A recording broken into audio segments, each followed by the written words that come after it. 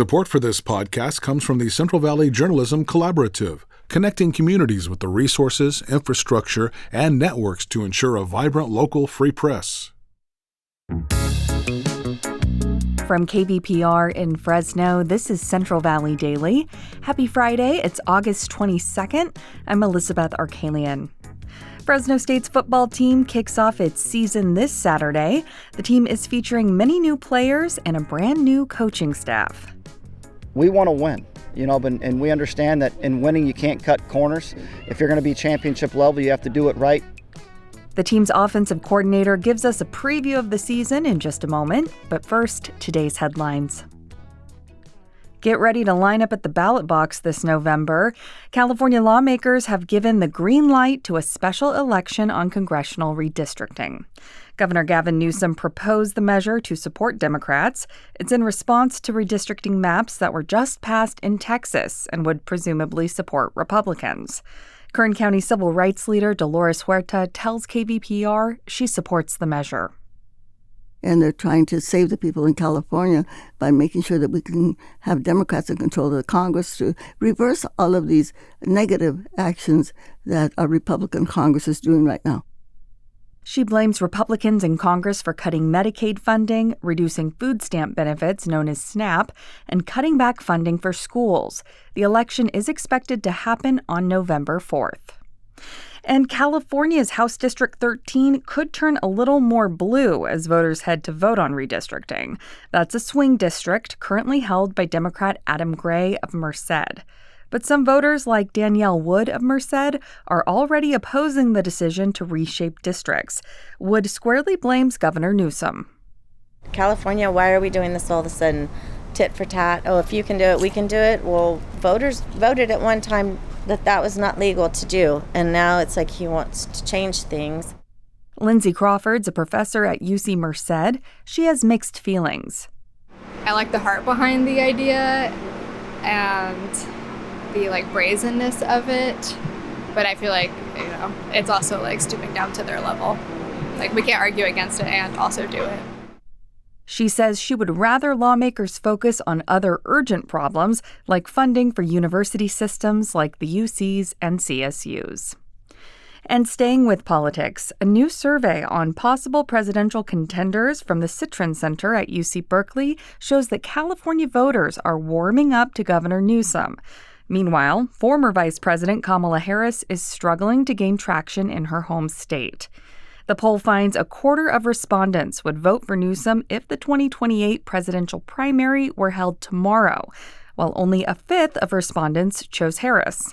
Half say they would be excited to see Newsom run, while 42% feel the same for Harris.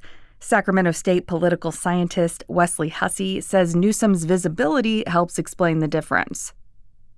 He's in the news. He's in the news as governor. He's in the news on a very political crusade against what Republicans are doing, and that's going to mobilize the base.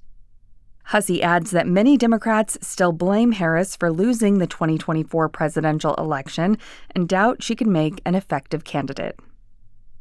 New details are emerging about Mariposa County's former district attorney, Mike McAfee. KVPR's Carrie Klein reports he abruptly resigned last week. The Mariposa Gazette published text messages that suggest McAfee had been buying methamphetamine from a Mariposa man for years before his resignation. The relationship appears to have recently soured, and in one of the messages, McAfee appears to threaten to throw the other man in jail. McAfee told the Gazette the exchanges had nothing to do with his resignation. He also did not confirm whether he had, in fact, purchased meth. Madera County Sheriff Jeremy Breeze did not respond to KVPR in time for this story, but he confirmed to the Gazette that McAfee is being investigated by Attorney General Rob Bonta. For KVPR News, I'm Carrie Klein. Officials in Fresno and other California cities are suing the federal government over funding cuts that target major projects. The suit asks a judge to issue a temporary restraining order from funding cuts by federal agencies. One project at risk of losing funding is an expansion of the Fresno Yosemite International Airport. City officials say the funding cuts or conditions for getting funding by the Trump administration are unlawful. Other cities joining the lawsuit include Sacramento, Eureka, and South Lake Tahoe.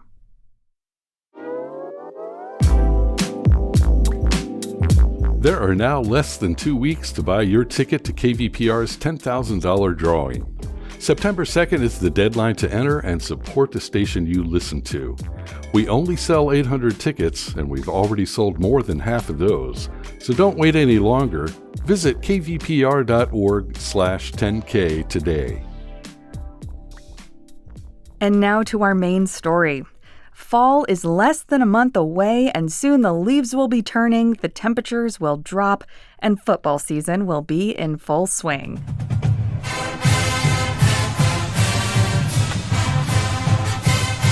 For Fresno State fans, there's a lot to be excited about this year. The Bulldogs are kicking off the season with a new coach, new quarterback, and it's their last season in the Mountain West Conference. In 2026, the Bulldogs are set to join the Pac-12. Saturday will be Matt Entz's first official game as head coach. He previously was the head coach of North Dakota State, which he led to national championships in 2019 and 2021. And E.J. Warner will lead the Bulldogs offensive team as the new quarterback. Last season, he was the starting quarterback for Rice University in Texas.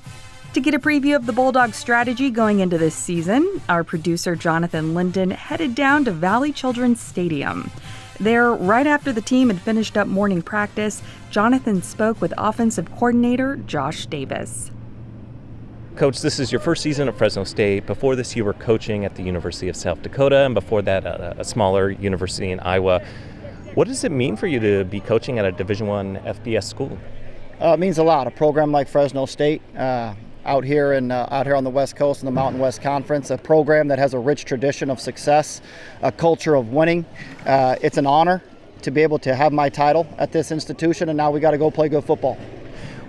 What does that transition look like, going from, a smaller program to this? Like, what does that look like for you? Is it a big transition, or?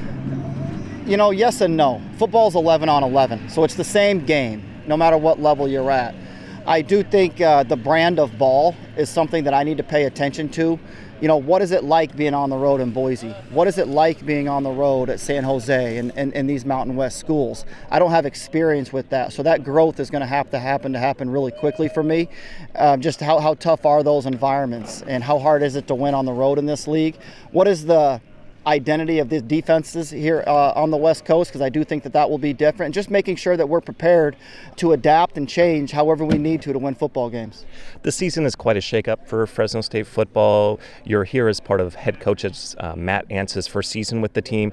I'm curious to know how you approach to being part of such a change, because to some degree you have a lot of ability to reshape the culture here. Yeah, it starts from the top down. Coach Entz is well respected. A guy who's won a lot of football, a character-driven coach who I believe tried to go find a character-driven staff, a development-driven staff, and I think that that's what we've done. We want to win, and we understand that in winning you can't cut corners. If you're going to be championship level, you have to do it right every day, every month, in the off season as well.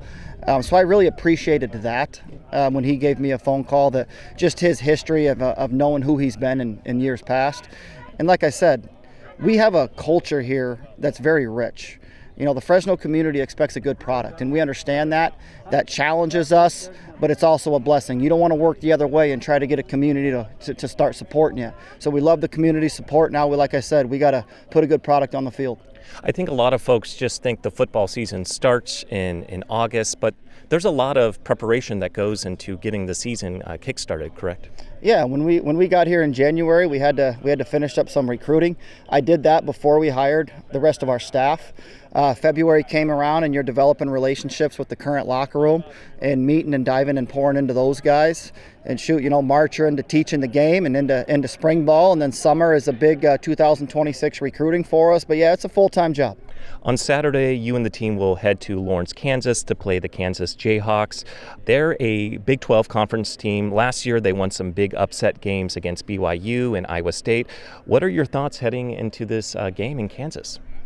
A ton of respect for Coach Leipold and the Jayhawks. A lot of excitement around their program right now with the new stadium.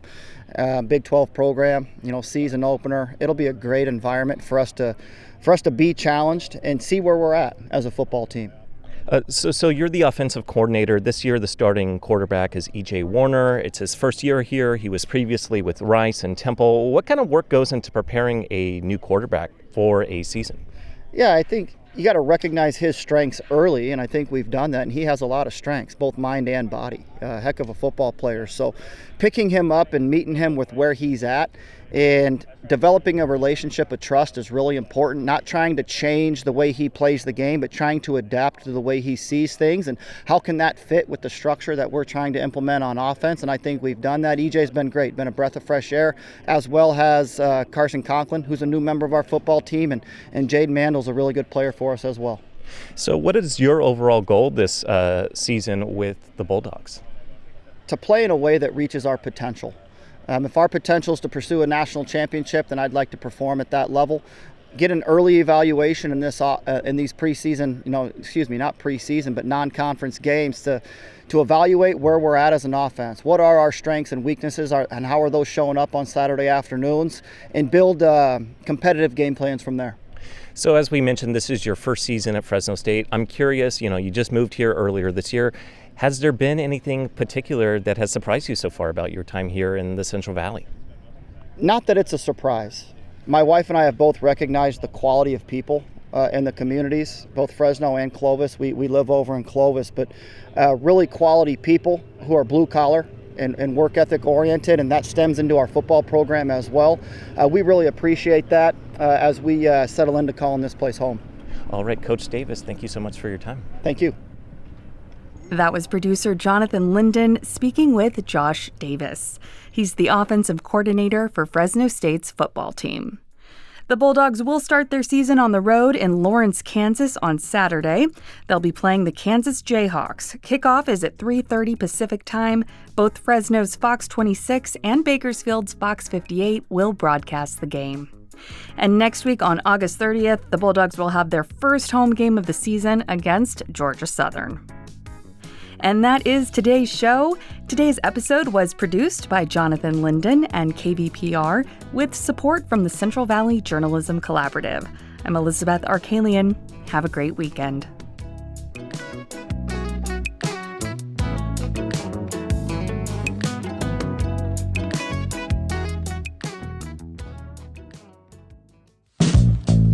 These days, there's so much news, it can be hard to keep up with what it all means for you, your family, and your community. The Consider This podcast from NPR features our award-winning journalism. 6 days a week, we bring you a deep dive on a news story and provide the context and analysis that helps you make sense of the news. We get behind the headlines. We get to the truth. Listen to the Consider This podcast from NPR.